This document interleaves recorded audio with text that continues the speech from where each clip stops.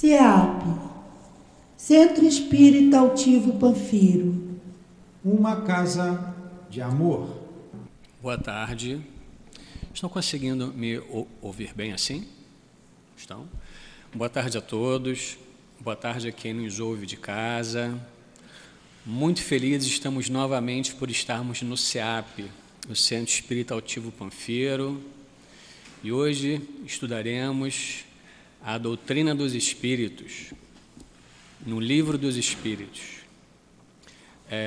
Hoje o estudo será feito da pergunta 686 a 694, que faz parte do livro terceiro, Leis Morais. O estudo será desenvolvido hoje pelo amigo Marcelo, e no momento dos passes, a sustentação vai ser feita pela nossa Débora. E temos alguns avisos. O primeiro deles é: compartilhem as lives. O Centro Espírita Altivo Panfiro faz estudos diários, de domingo a domingo. E esses estudos são transmitidos via Facebook e via Instagram.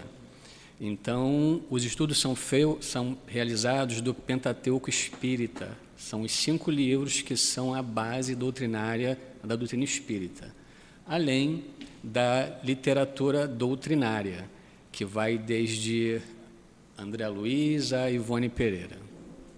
E por que nós pedimos isso? Porque muitas pessoas que não podem vir aqui estão passando por um momento não muito bom, muito não positivo de suas vidas. Ao assistirem, ao verem uma palestra, tomam atitudes mais positivas em relação à vida. E, sem dúvida, é a doutrina de Jesus, a doutrina libertária que nos impulsiona uma vida melhor. Outro aviso é: a Casa Espírita funciona com voluntários. Então, por favor, quem estiver nos escutando ou estiver aqui presente, que puder trabalhar voluntariamente, venham conversar ou com o Newton ou com a Adilane, né? Existem muitos trabalhos que podem ser realizados num período pequeno do dia, 1 hora, 2 horas por dia. O outro aviso é que no dia 6 de novembro terá o Encontro de Jesus. Pô, Luiz, mas está muito longe. Mas passa rápido. Passa muito rápido. E esse encontro vai ser durante 3 ou 4 horas, e uma oportunidade que nós temos de estudar mais um pouco a respeito da vida de Jesus e do seu Evangelho. Então, vamos dar início à nossa reunião. Leremos um trecho do Evangelho segundo o Espiritismo, faremos uma prece, após a prece, leremos uma pergunta do Livro dos Espíritos e passaremos ao Marcelo para ele fazer a sua explanação.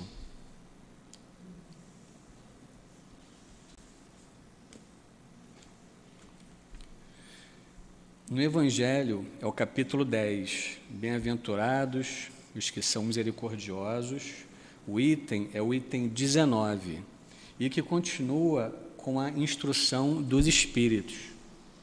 E o Espírito que hoje irá falar é o Espírito São Luís. São Luís foi um rei, Luís IX, e foi um rei muito, muito, muito bondoso para a sua época.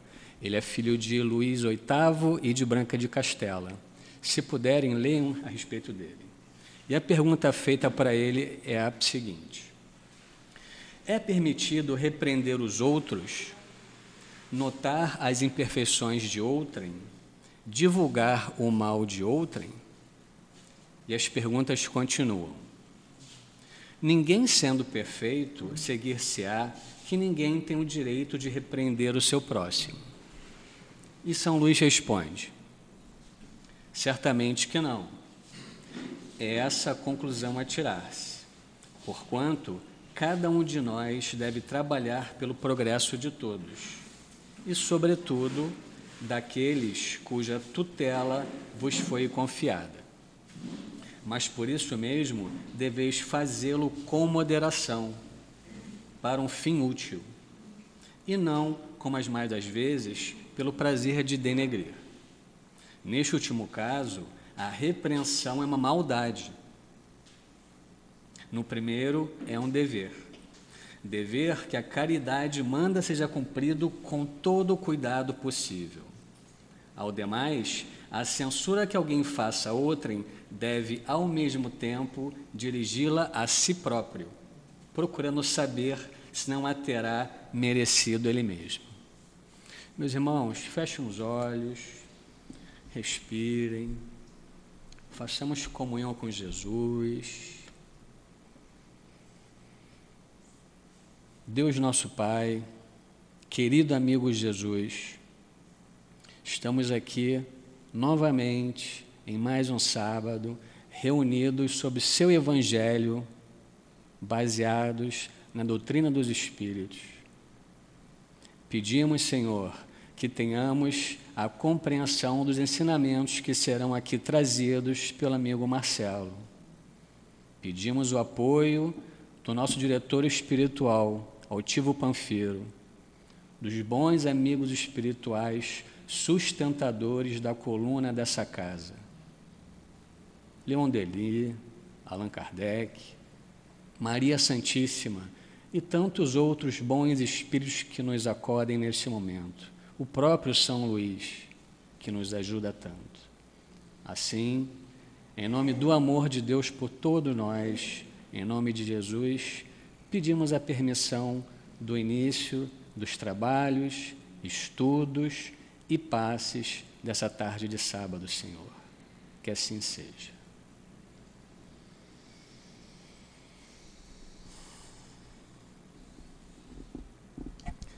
Então iremos às perguntas para que o amigo Marcelo desenvolva o seu pensamento.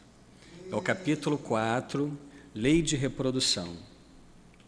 A pergunta 686, Kardec faz aos espíritos e eles respondem. A pergunta é: a reprodução dos seres vivos é uma lei da natureza? E os espíritos respondem: evidentemente, sem reprodução, o mundo corporal pereceria. Outra pergunta de Kardec: se a população seguir sempre a progressão crescente que vemos, chegará um momento em que ela se tornará excessiva na Terra? E os espíritos respondem: não. Deus a isso provê e mantém sempre o equilíbrio. Ele nada faz de inútil. O homem, que apenas vê um ângulo do quadro da natureza, não pode julgar da harmonia do conjunto. Marcelo, que Jesus te inspire e o Altivo também esteja com você.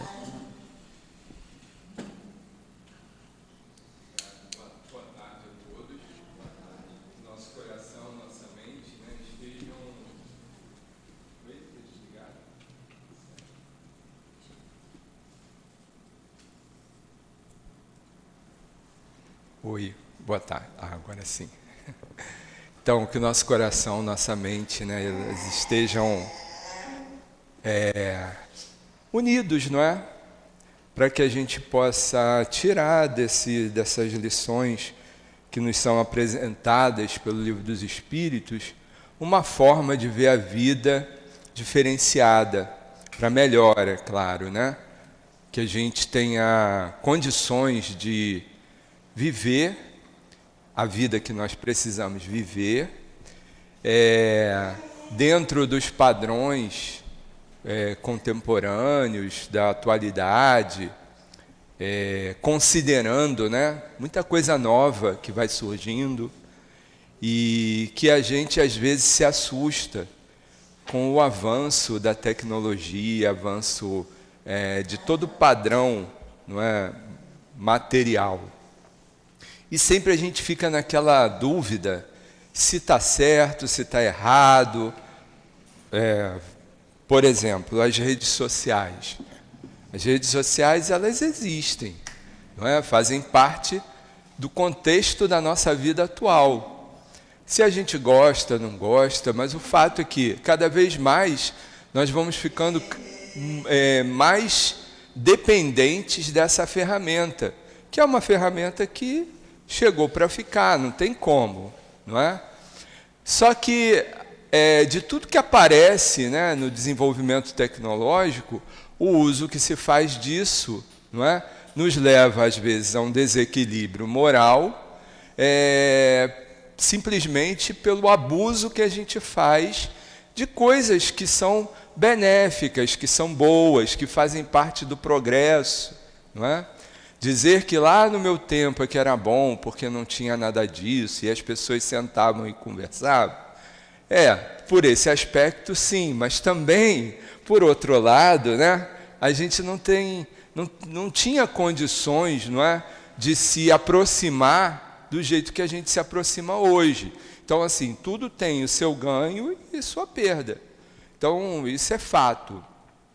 Por que eu estou falando isso? Porque é preciso, quando a gente estuda o Livro dos Espíritos, a codificação, é preciso contextualizar, é preciso colocar na época, não é, que foi trazida essas questões, essas perguntas, o que se pensava na época? Como se via a vida?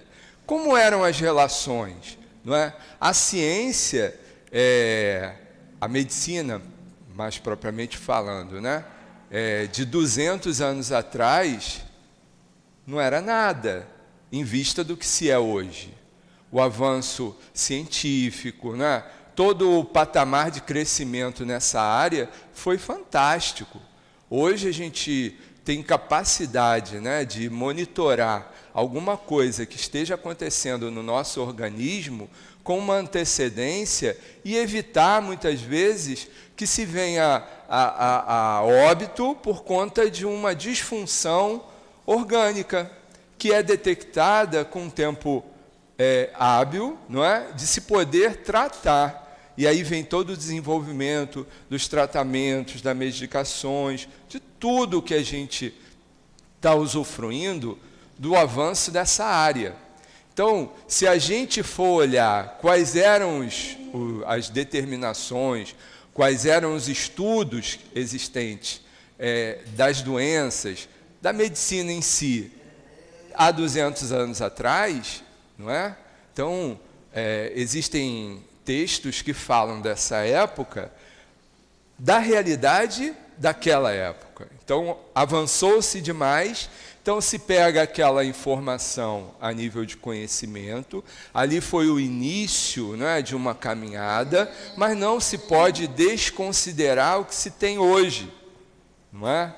A ressonância magnética, todo o processo de equipamento, as técnicas que foram desenvolvidas, por exemplo, o advento da genética, né? O genoma, os códigos que foram sendo decifrados, que hoje dizem muito sobre a nossa realidade, sobre a nossa ancestralidade, o nosso passado e, muitas vezes, do nosso próprio futuro material. Então, não se pode desconsiderar essas coisas. A mesma coisa aqui. Existem situações que eram trazidas no contexto social da época, onde a visão era uma, não é? Onde as pessoas eram tratadas de uma maneira e isso socialmente era aceitável. Transporta para hoje, 200 anos depois, é um absurdo. Não precisa muito. Década de 70 e 80 também, não é? Criança que tinha mãe separada era uma vergonha.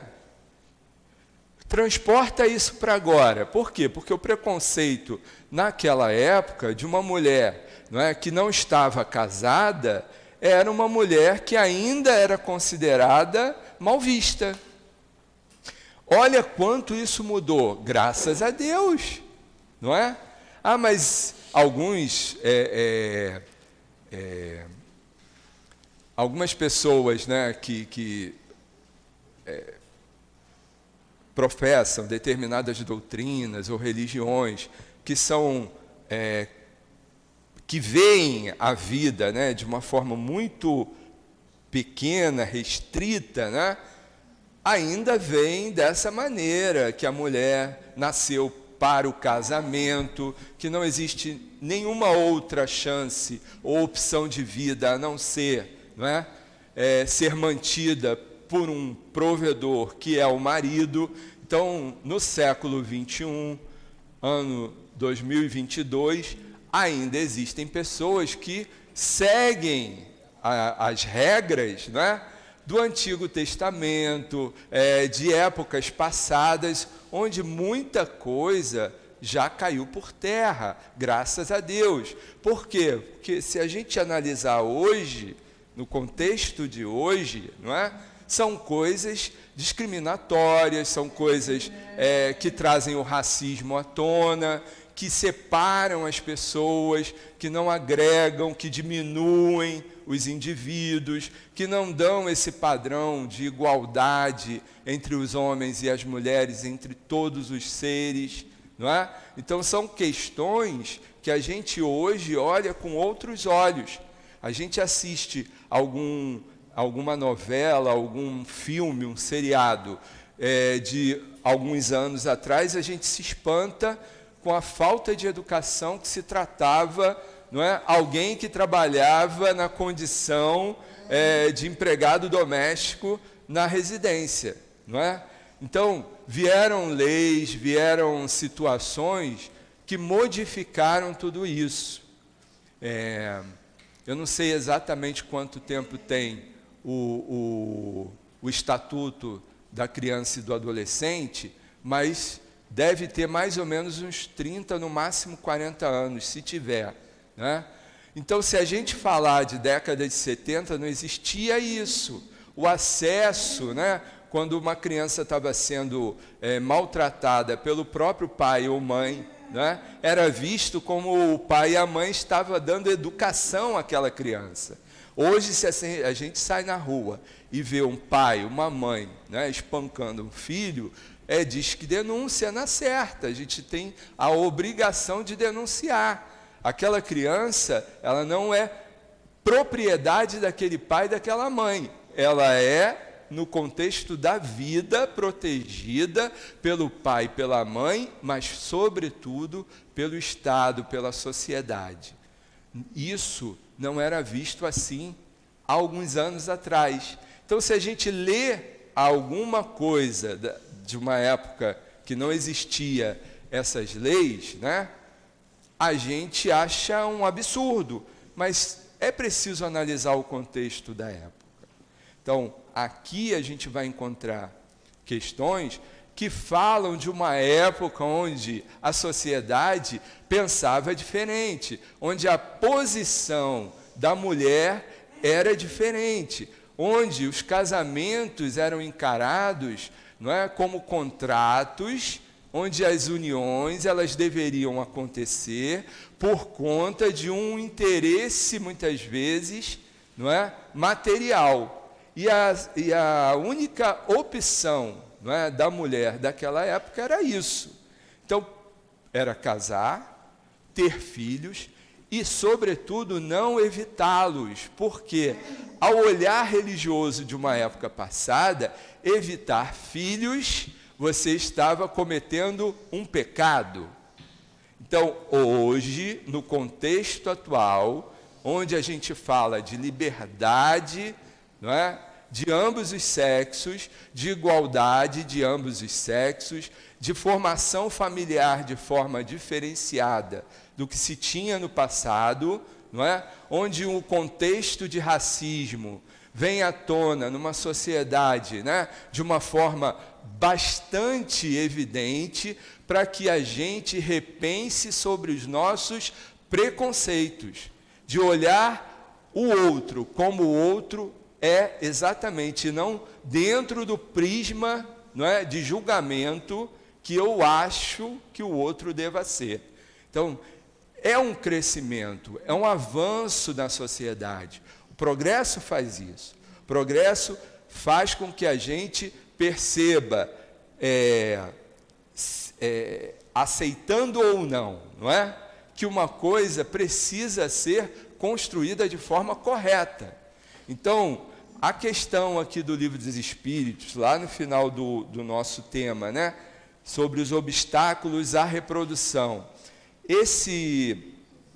Esse capítulo, não é? Que é o motivo do nosso estudo, que fica aqui na parte 3ª das leis morais, do Livro dos Espíritos, não é? Capítulo 4, a lei de reprodução, Kardec traz aos espíritos, não é?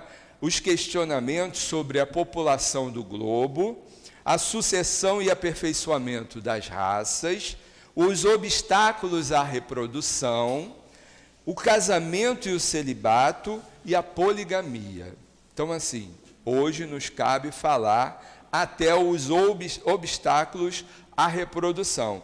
Então, eu quero ir direto nesse ponto, porque é o ponto mais complicado, não é? Se a gente não colocar esse olhar do contexto.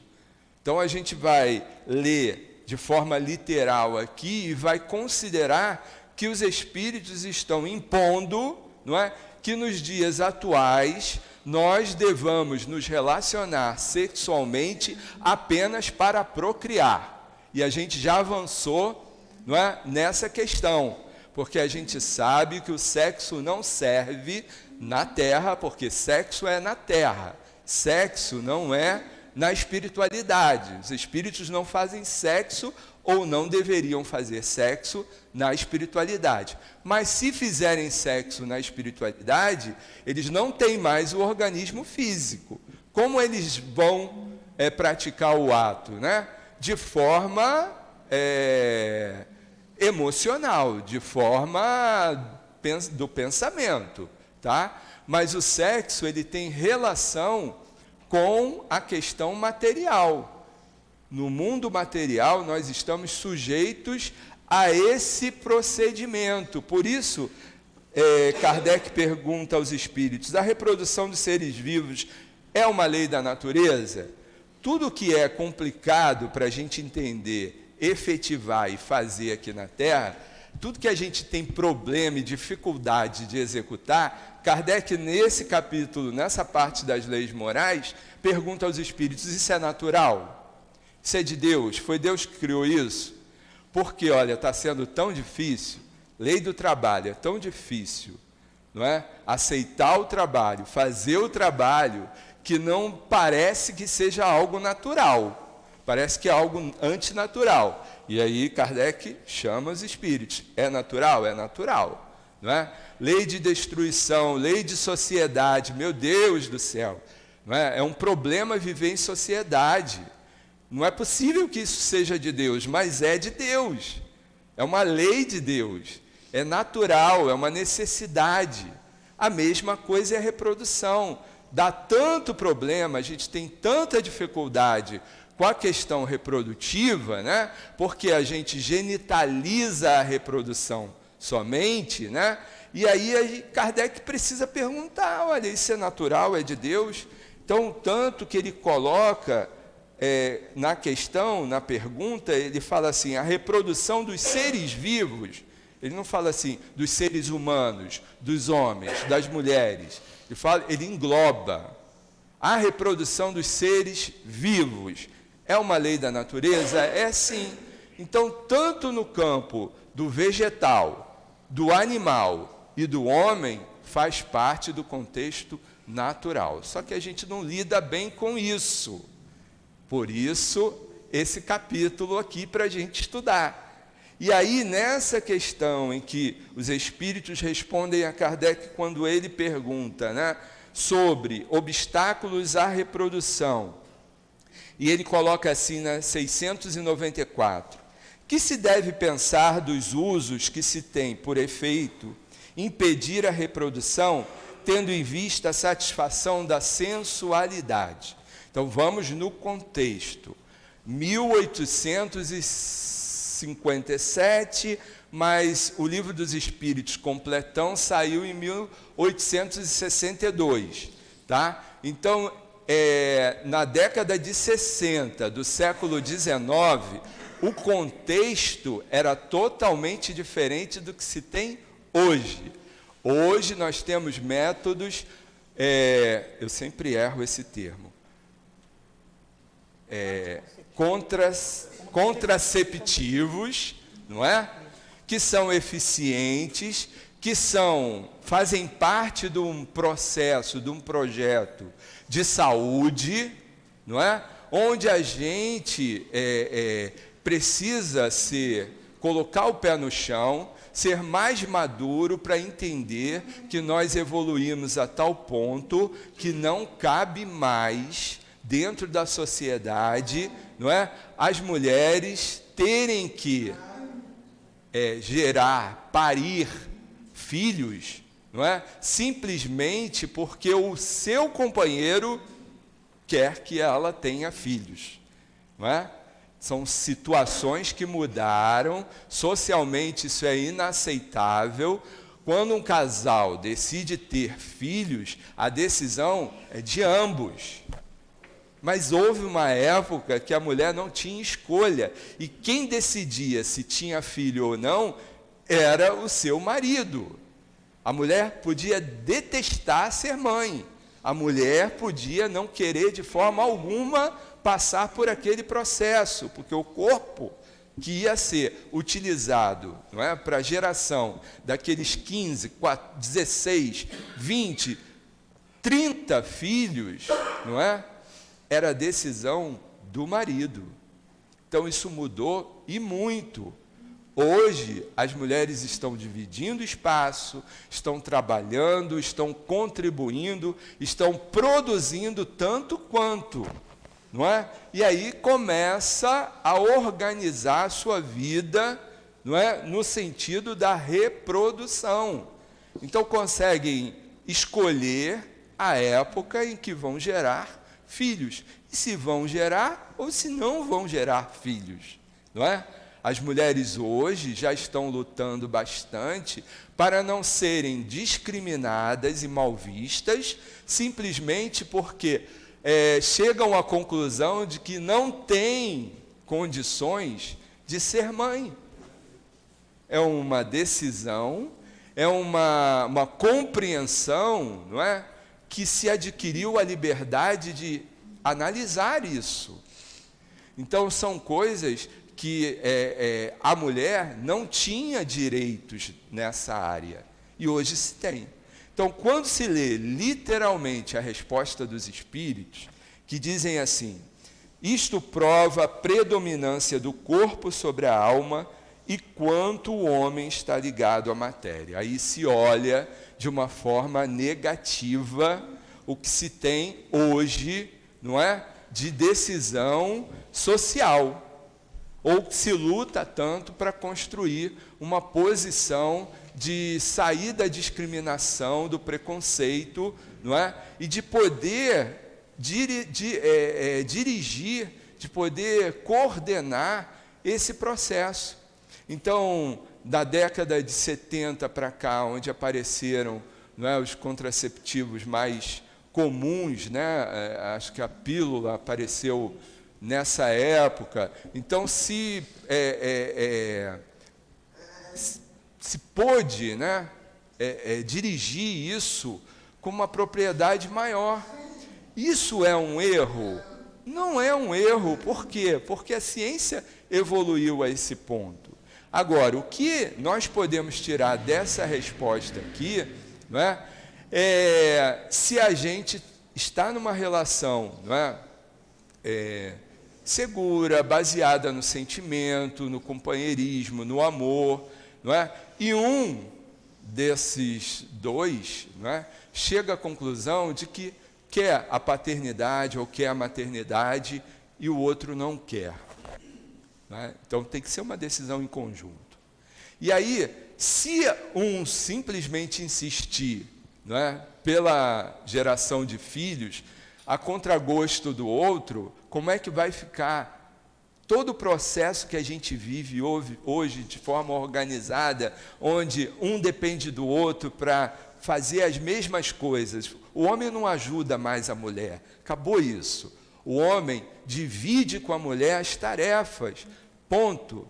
Não é? Se a gente está baseado no machismo estrutural, lá do passado, não do passado muito passado, né? Do passado recente, a gente começa a sofrer nas relações. Porque hoje a gente não só provê o homem não provê apenas o material e ponto. A educação é com a mãe. Quem educa a filha é a mulher. Não é? Hoje é participando tanto quanto, dividindo tanto quanto, para se ter o benefício disso. Não é? Então, quem pensa com a cabeça do passado vai gerar dor e sofrimento. Então, é um contexto frágil. Não é? Analisar por esse ângulo é um contexto frágil. Então, está certo ou errado evitar filhos? Desde que você não queira tê-los, você tem métodos para evitá-los. Né? E se nós já temos os métodos corretos para evitar esses filhos, não é? Nós precisamos utilizá-los. Agora, com a cabeça espírita, com o conhecimento espírita, a gente sabe que só se reencarna através, não é, do nascimento aqui na Terra de bebês que saem da barriga de uma mulher. Se essa mulher é casada, se ela está gerando o filho do marido, ou se ela é uma barriga de aluguel, ou se ela doou os óvulos dela, ou se esse processo está sendo gerado por alguém que doou o óvulo, ou doou o espermatozoide, ou porque são famílias homoafetivas que resolveram, não é, ter os seus filhos, e hoje a justiça e todo o processo permite que você tenha seus filhos não só através da forma convencional, mas o fato é que ninguém reencarna sem passar pelo útero de alguém. Isso é fato, não é? Então a reencarnação, ela vem desse processo na Terra. Até então, e eu acredito que não vai ser diferente aqui na Terra, né? Os espíritos conseguem um corpo através desse processo. A união do elemento masculino com a união do elemento feminino, a fecundação, mesmo que essa fecundação não seja da forma convencional, através do sexo, não é? Do ato sexual, mas ela vai ser de alguma forma ali conjugada, ainda que seja em laboratório, não é? Mas vai precisar de um útero para aquele serzinho ir se desenvolvendo o seu corpo. Isso é fato. Então, a gente que tem esse entendimento, né, que quem está habitando esses corpos são espíritos que estão precisando reencarnar. E a gente sabe que com esse crescimento, né, nesse padrão de poder decidir, né, a hora de ter filho ou de não ter filho, isso também pode causar um prejuízo na volta dos espíritos. Então, o que fazer? Lembra que no início eu estava falando do desenvolvimento tecnológico, né, da rede social, da internet? Hoje a gente não vive sem, mas ao mesmo tempo também se gera muita dificuldade. Né? Tem lá a parte obscura da internet, onde as pessoas usam, não é, para cometer crimes, para fazer desordem, não é, para cometer as coisas mais horríveis possíveis. Daí, então vamos acabar com a internet, não tem mais computador, não é? Vamos acabar com rede social, ninguém usa mais o celular. Não é por aí. A gente precisa aprender a administrar o processo. Então, todo o processo ele tem o seu lado bom e o seu lado negativo. Há 200 anos, a condição feminina, né, de ter que gerar filhos a contragosto era um suplício, gerava uma série de dificuldades e enfermidades. Não é? Mulheres que começavam a gerar filhos aos 13, 14 anos, não é? E que encerravam lá o processo biológico gerando o filho aos 40, 30, né? Então ficava tendo filho dos 13 aos 40 anos, injusto isso. E o homem trocando de mulheres e tendo 100 e tantos filhos com tantas mulheres, não é? Então isso acabou, isso mudou. É diferente, então a gente precisa olhar dentro do contexto. e analisar, tirar a essência, né, do que os espíritos estão falando, mas atualizar. Se a gente não atualizar, a coisa fica difícil. A gente vai ler isso daqui como muitos companheiros leem a Bíblia e interpretam de forma literal e não raciocinam. Doutrina espírita é, sobretudo, raciocínio, não é?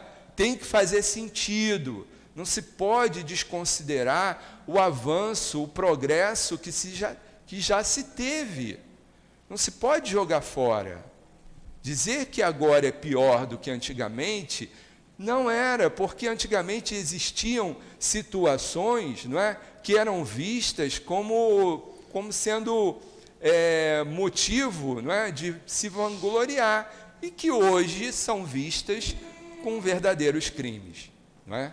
Então, volto também à década de 70, 80. Os comerciais de cigarro nas televisões eram os melhores, os mais bonitos, os mais bem feitos, não é? Porque fazia parte de um contexto da época onde fumar, não é, tinha o seu glamour.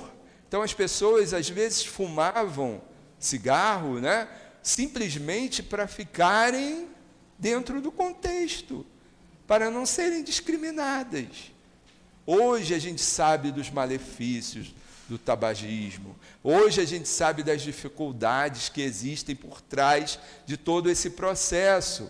Então ainda existem pessoas que fumam. Sim, é o livre-arbítrio. A gente também não está jogando nenhuma condenação em cima de ninguém, porque a gente sabe o quão difícil é, né, depois que você se vicia, né, com aqueles elementos que existem no cigarro, você se desvincular disso. Mas é interessante, hoje você vende cigarro na padaria, mas no maço de cigarro já não tem mais a foto daquele ator principal de novela, em cima de um cavalo maravilhoso numa fazenda linda.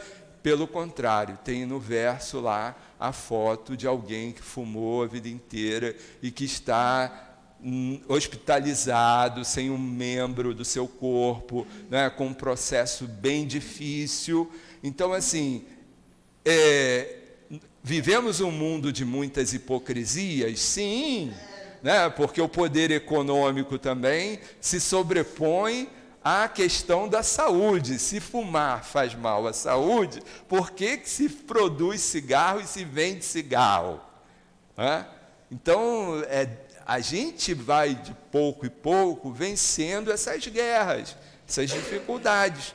Agora, lá no passado, se mascava fumo, se fumava charuto, cachimbo, uma criança nascia, né? Aí era todo mundo com a baforada do charuto para comemorar o nascimento daquele varão. Hoje a gente já tem toda uma preocupação, né, que muda, o contexto é outro. Por isso, quando ele coloca, né, da lei de reprodução e pergunta se a reprodução dos seres vivos é uma lei da natureza, e os espíritos respondem assim de forma implacável: é evidente que é. Sem a reprodução, o mundo corporal pereceria. Está dentro daquilo de raciocínio que a gente estava fazendo, né? Para os espíritos virem à Terra, né, ou para os seres dos outros reinos, né, os animais, as plantas, né, terem o seu padrão evolutivo, seu crescimento, né, do princípio inteligente, do princípio espiritual, para um dia se tornar um espírito, ele precisa da vestimenta material, tal qual como nós precisamos também. Então, na Terra, isso é uma necessidade, não é? E faz parte do âmbito divino, é da lei de Deus, não é? Se a população segue sempre a progressão na 687, né, crescente que vemos, chegará um momento em que será excessiva na Terra. Então, assim, também dentro do contexto da época, onde as informações daquele momento, né, eram de que os estudos apontavam que a população crescia dobrando, não é, de quantidade. e, no entanto, os recursos da alimentação eram contados, né, em sequência. Então a população crescia de dobro. 1, 2, 4, 6, 8, por aí vai. E os recursos, a alimentação, eram produzidos em sequência. 1, 2, 3, 4, 5 e assim vai. Então, os estudiosos chegaram à conclusão, espera aí, né, se a população aumenta dobrando, e se os recursos de alimentação não acompanham isso, vai ter um colapso, porque vai nascer tanta gente, vai crescer tanto a população, que não vai ter como alimentar essa gente. E aí os espíritos respondem, né? Se a população segue sempre a progressão crescente, vemos, chegará um momento em que será excessiva na Terra? Não. Deus a isso provê e mantém sempre o equilíbrio. Existe uma conta que é Deus, através das suas leis, né, que controla. Então, da mesma maneira que nasce muita gente, morre muita gente. E essa contabilidade, ela é perfeita, não é? Agora, se tem um padrão de elevação no quantitativo da população, e isso a gente observa, né, que há algumas décadas atrás para cá, o quanto a população na Terra, né, aumentou, não é? Porque comporta. Agora, existem núcleos que passam fome, por quê? Porque ali, naquele lugarejo, né, a população ficou excedida e a alimentação está precária, aí é uma questão social que os espíritos dizem que a origem disso é o puro egoísmo, né? A sociedade, ela tem responsabilidade sobre quem passa fome por conta do egoísmo. Isso são os espíritos que dizem, né? Então, cabe a um de nós começar a pensar se nós, individualmente, pensamos, quando nos alimentamos ou quando fazemos as nossas compras, né, ou quando recebemos o nosso salário, se nós pensamos se, nesse momento, tem alguém passando fome e o que eu posso fazer para diminuir esse processo, né? Para acabar com esse processo. Então, os espíritos respondem que Deus cuida disso, né? Ele nada faz de inútil. O homem que só vê um canto do quadro da natureza não pode julgar da harmonia do conjunto. No item da sucessão e aperfeiçoamento das raças, uma outra terminologia aqui que precisa também ser lida, estudada, pensando no contexto da época.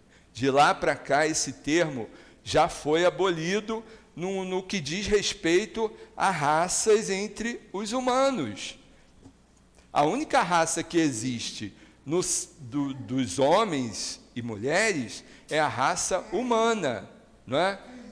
Já caiu por terra essa questão do preto, do branco, do amarelo, do indígena, disso ou daquilo, porque nessa época a raça era contada pela etnia, pelas características físicas que alguém tinha e alguém analisava, alguém olhava e dizia, não, você é amarelo, você é verde, você é isso, você é aquilo. Não pode mais ser assim.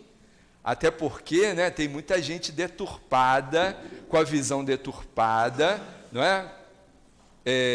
Negando uma série de coisas, e que se bobear, e a isso também os espíritos dão um alerta, né, se deixar na mão dessas pessoas a definição de quem o outro é, né, pode entrar aí um racismo horroroso, que é o que a gente experimenta ainda hoje em dia, né? O fenômeno da eugenia, que num dado momento alguém decidiu que a população no Brasil tinha que ser branca, tinha que se acabar com todos os pretos. Então, vamos fazer o que para os pretos perecerem? Então, tira todos os direitos deles, não é? Faz com que eles passem fome, e aí virem transgressores, e sendo transgressores, que sejam punidos e, quem sabe, sejam mortos. E assim a gente vai diminuindo a raça, né? Entre aspas, a raça negra. Por quê? No intuito nazista de olhar para o outro e achar que o outro, pela pigmentação da pele, era inferior, menor e merecia desaparecer. Então os espíritos nos alertam, cuidado com isso. Toda vez que você quer classificar alguém, não é, pelo aspecto físico dele, cuidado. Não é? Até porque hoje você preenche um formulário e quando trata da cor é colocado, é o que você acha que é, não é o que eu acho que você seja. Então muita coisa mudou e vai mudar, se Deus quiser, para melhor, para ir colocando por terra todos esses processos de preconceito, não é? de tratar o outro de forma diferente. Então, quando ele traz aqui a sucessão e aperfeiçoamento das raças, também não podemos achar que está se falando somente da raça humana, apesar da questão da pergunta de Kardec ser direcionada para a raça humana. Mas esse item de sucessão e aperfeiçoamento das raças, a gente precisa lembrar dos animais e dos vegetais também, né? Que o processo agrícola, de uma série de situações, com relação aos animais mesmo, né? Hoje é muito mais fácil ou muito mais evidente, né? A questão da castração dos animais domésticos. Porque vivemos uma vida, né? Que hoje quase ninguém tem uma casa com quintal. Hoje todo mundo, a maioria de nós mora em apartamentos pequenos e a proliferação dos animais foi desordenada. Numa cidade, por exemplo, como a nossa, né, onde o poder público acaba com todas as dificuldades que acaba tendo e a coisa fica descompensada e a gente vê uma reprodução indiscriminada, né, de cachorros, de gatos, de animais que poderia se ter um controle melhor. E aí é toda essa questão, pode controlar ou não pode controlar? Se a reprodução é da natureza, então vamos deixar os animais se reproduzirem. Mas e aí que a gente tem, numa cidade que a gente vive, né, se a gente não lançar mão dos métodos, não é, de controlar isso, como é que fica? Vai ter mais cachorro e gato do que gente. E aí como vai ser? Existem cidades no nosso país que é assim, você tem uma cidade que você chega, na rua é cachorro para tudo quanto é lado. Por quê? Porque não se fez ali um projeto, um trabalho, não é, de fazer com que viabilizasse o controle daquela raça, né? Então, são situações que a gente tem que ter cuidado e responsabilidade de ver, porque faz parte desse nosso processo. Há, nesse momento, na 688, raças humanas, e aí vamos botar assim, grupos de humanos, não é? Determinados grupos de pessoas, que evidentemente diminuem. Chegará um tempo em que terão desaparecido da Terra, é verdade, mas é que outras tomaram o seu lugar, como outras tomarão o vosso um dia. Então a gente vai lá para a pré-história, vai lá para trás, onde existiam classificações de humanos que hoje não existem mais. Tá? Então aquele Homo sapiens, aquele ser neandertal, né, que apareceu naquele momento, que agia daquela maneira, né, fisicamente foi se desenvolvendo e hoje nós estamos do jeito que estamos. Quem somos nós? Os espíritos são os mesmos que estão reencarnando, que consequentemente estão evoluindo, isso é fato. Então, como serão os nossos corpos daqui a milênios? Não sabemos. Dizem os espíritos que não teremos mais pelos. Então, os carecas, como eu, já estão evoluídos fisicamente, não é? Para quem acha que ficar calvo é um sofrimento, pensa que daqui a milênios, sei lá quanto tempo, você vai ser top de linha, porque você vai fazer parte da evolução material. Isso é só uma descontração, tá? Não sei se isso é verdade, não. Mas se for, já estou tirando onda, né? Mas nossos corpos vão se modificando dentro da configuração humana. Ninguém vai deixar de ter braço, perna, orelha, nada disso. Só que a gente tinha pelo na testa, a gente tinha pelo pelo corpo todo. Por quê? Porque não tínhamos vestimenta para nos abrigar do frio, do sol, não é? Éramos quase como animais.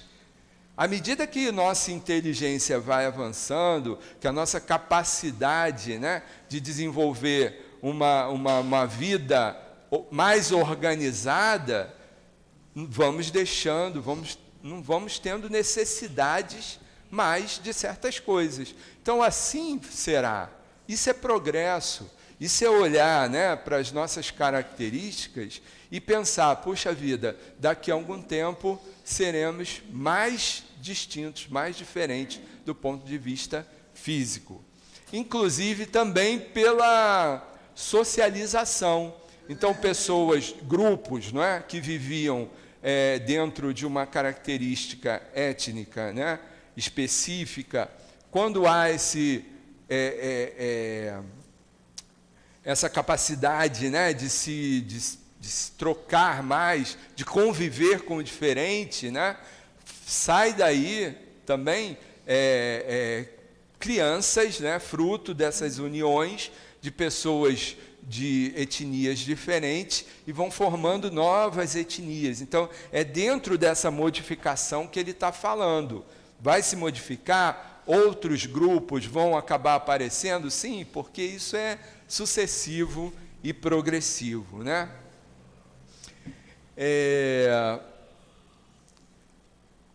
Na 690, do ponto de vista puramente físico, os corpos da raça atual constituem uma criação especial ou procedem dos corpos primitivos por meio da reprodução. Então, de novo, o contexto da época, década de 60, lá do século XIX, 1862, quando apareceu lá a teoria de Darwin. Darwin apareceu em 59. Então, o contexto da cabeça de Kardec, de toda a sociedade parisiense, naquele momento, estava dentro da teoria das espécies trazidas por Darwin e que foi uma revolução, foi o que de mais atual se tinha, né? Não se tinha conhecimento de tantas outras coisas, mas aquilo ali revolucionou. Então, dentro desse conceito, né, isso vai se modificando de acordo, né, com o passar do tempo. É isso que Kardec está perguntando. A origem das raças se perde na noite dos tempos, mas como elas pertencem todas à grande família humana, qualquer que seja a origem primitiva de cada uma, elas puderam unir-se entre si e produzir novos tipos. Por que essa definição de raça caiu por terra com a genética? Porque a genética, ela desvendou o mistério, né, dessa diferenciação. E ela viu que pessoas consideradas de raças distintas, geneticamente eram muito parecidas, não tinham muita diferença. E alguns até da mesma raça tinham geneticamente uma diferença maior. Então, vamos acabar com essa distinção por raça, porque não está correto. Não é? Se geneticamente a gente está muito parecido, sendo de supostas raças diferentes. Então, ele vem falando isso, né? Que, na verdade, existe uma família humana, que todo mundo é do mesmo grupo, não é? Que somos da raça humana, somos espíritos que estamos experienciando as mais diversas situações. Então, se hoje eu sou de um grupo étnico, né, que as minhas características físicas são de um jeito, eu pela reencarnação, eu sei, eu tenho certeza que pode ser que na próxima eu me encontre no outro grupo, e assim vai. Apenas os nossos corpos vão nos diferenciar por hora, né? Entre homens, mulheres, altos, baixos, mais fortes, mais magros, isso ou aquilo, não importa, características físicas que a genética cuida. Agora, quem são os habitantes desses corpos? São espíritos que ora estão aqui, ora estão lá, não é? Eu estou aqui no Brasil, pode ser que eu vá para a África, ou que eu vá para a Europa, que eu vá para a China, sei lá, não é? Agora eu posso ficar um bom tempo reencarnando aqui no Brasil, e aí eu vou me considerar brasileiro. Qual vai ser minha aparência étnica? De acordo com o que o Brasil tem de mais evidente. E por aí vai. Amanhã eu reencarno na Europa, dentro de um país lá que não teve essa miscigenação, né, de pessoas. Então, as características físicas daquele povoado são bastante uniformes, não é? Então, são situações aparentes que nos separam, mas na essência, não é? O que nos aproxima, o que de fato a gente pensa ser a encarnação, o que é estar num corpo, seja ele preto, branco, amarelo, de que for, de que coloração for, de que pigmentação for, não é? Mas o que representa estar num corpo, não é? Como espírito, necessitado de tanta coisa, de aprender tanta coisa, de ver a vida de uma outra maneira, de trabalhar os próprios preconceitos, de olhar as coisas que fazia e hoje, né, colocar dentro de um novo contexto. Vale a pena fazer? É possível mudar? Não é? Estamos todos caminhando nesse processo de reforma. Conhecer o íntimo de cada um de nós. Esses são os processos. Entender que a encarnação é uma baita oportunidade de crescimento, não é? Do ponto de vista espiritual. Ainda que aqui na Terra eu não tenha uma vida muito fácil, não é? Porque também faz parte dos procedimentos de planejamento, de necessidade de aprendizado. Então, às vezes eu tenho uma necessidade de aprendizado que a vida de facilidades na Terra não vai me ajudar a vencer. Quais serão as atitudes que me ajudarão a vencer esse meu problema, essa minha dificuldade? As próprias dificuldades vivenciadas num corpo, não é? Numa situação familiar, muitas vezes, numa condição de vida material que na Terra, não é? Vai ser bem difícil, mas do ponto de vista espiritual, eu vou ter um ganho excessivo, eu vou dar um passo bem maior, eu vou me tornar um espírito melhor.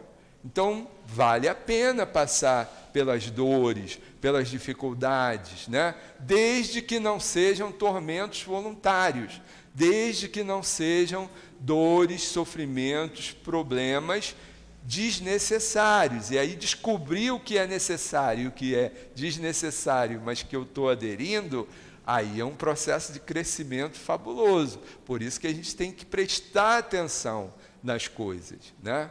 O próprio Altivo falava para a gente, né, que nem tudo é provação. Existe muita provocação. Que dentro do padrão de provocação, a gente vai lá, adere e, né, traz para nós como se aquilo fosse um projeto reencarnatório, como se aquilo fosse algo pré-existente. Não é. Isso bate com o Evangelho, quando trata dos tormentos voluntários, e os espíritos dizem que muitas vezes são maiores do que aquilo que eu trago como processo reencarnatório.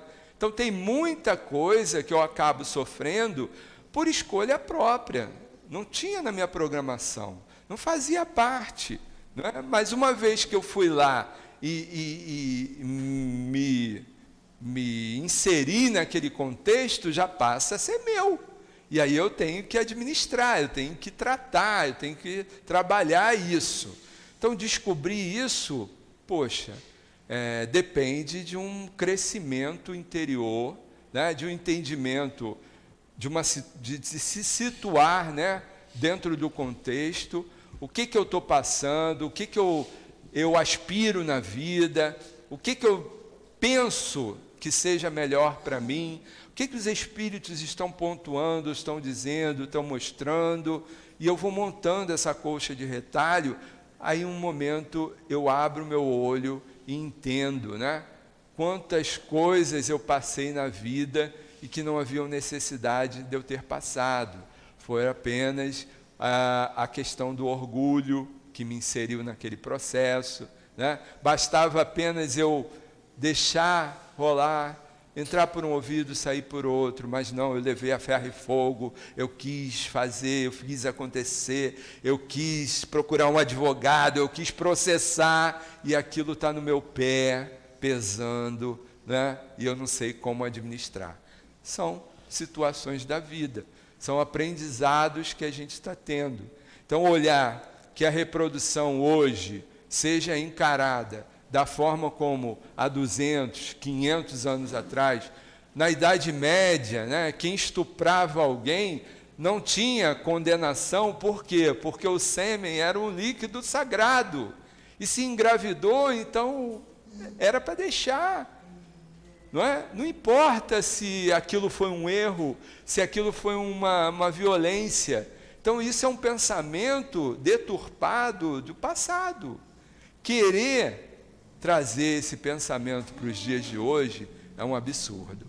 Então, vamos olhar com um olhar mais crítico, com um olhar mais consciente, com um olhar mais pé no chão e analisando os contextos, porque é só assim que a gente contribui com o raciocínio.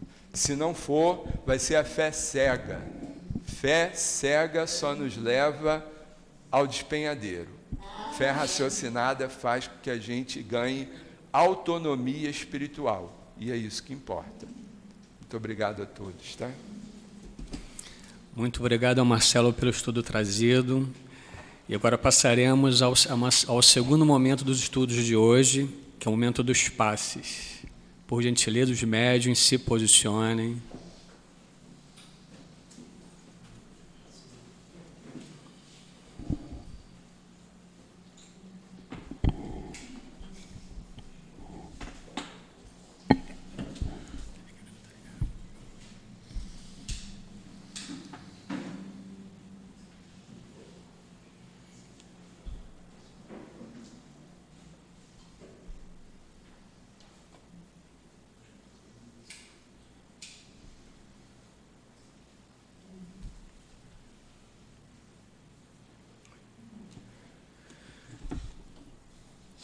Pedimos a Jesus que abençoe o momento dos passes, abençoe os médiuns e que os bons espíritos aqui presentes emanem seus fluidos de paz, fluidos curativos para aqueles que precisam. Assim como a água fluidificada será também trazido remédio para cada um de nós. E assim damos início aos momentos do passe.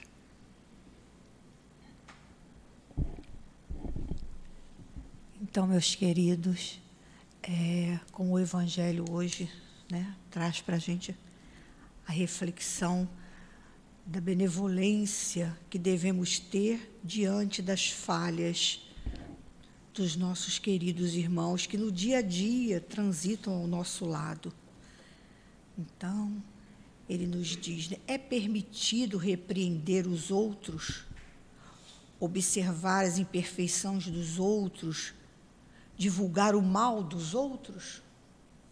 E aí ele diz assim, certamente não, porque cada um de vós deve trabalhar visando o progresso de todos, sobretudo daqueles que estão sob a vossa dependência, E essa é mais uma razão para o fazerdes com moderação, com o fim útil, e não como se faz na maioria das vezes, pelo prazer de denegrir. Então, meus queridos irmãos, devemos sempre, né, analisar se aquilo que foi dito, se aquilo que foi, se o ato que foi feito vai de encontro à lei de Deus. E se caso vá, pensemos em: será que vale a pena eu chegar para o meu companheiro, pontuar, conversar com ele?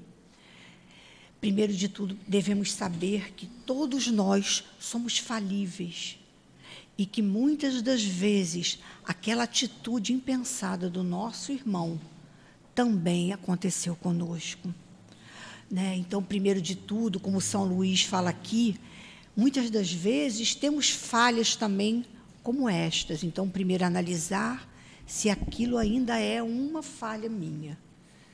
E será útil conversar com o nosso companheiro, chamá-lo num canto reservado, dar a nossa colaboração de carinho e conversar sobre, né,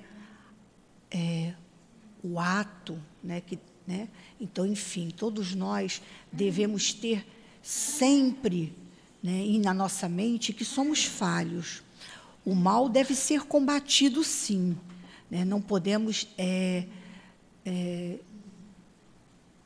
deixar de intervir, deixar de agir muitas das vezes, mas precisamos ter sempre, né, a palavra justa e jamais disseminar a fofoca, a intriga. A gente percebe isso na nossa casa, na casa espírita, no nosso trabalho. Às vezes acontece alguma coisa e a gente quer saber por saber, ou a gente quer saber e muitas das vezes criticar o companheiro. Devemos sempre ouvir. Quantas vezes Chico Xavier falava, né? Quando você não souber o que vai fazer, ou pensa uma coisa que não seja melhor, coloca água na boca, enche a boca de água e só ouve. Ou espera aquela indignação passar, a raiva passar, e depois você reflete e vê se é o melhor chegar e conversar, chegar e, de alguma forma, né, orientar aquele irmão que muitas das vezes tem falhas tão semelhantes às nossas. Que Deus nos abençoe e que possamos sempre usar o nosso discernimento, o nosso intelecto com benevolência para com todos. Que Jesus nos abençoe.